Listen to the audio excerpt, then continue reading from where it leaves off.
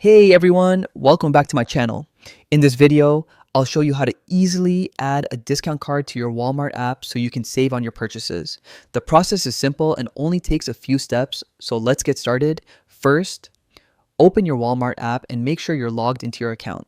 Once you're in, you'll land on the home screen where you can see all the products and options available. At the bottom of the screen, you'll notice several options like Shop, My Items, Search, Services, and Account.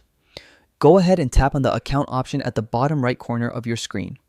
Next, in your account settings, look for the wallet option and tap on it. This will open up your wallet where you can manage payment methods, gift cards, and discounts. Scroll down until you see the section called Discounts and Promotions and tap on Associated Discounts. This will redirect you to a page where you can register your discount card. Here, enter your discount card number along with your Walmart identification number, then simply tap Save to link your card to your account. Once saved, your discount card is now active and ready to use for your purchases. And that's it. You've successfully added your discount card to the Walmart app. It's quick, simple, and helps you save automatically. If you found this video helpful, don't forget to like, share, and subscribe to the channel.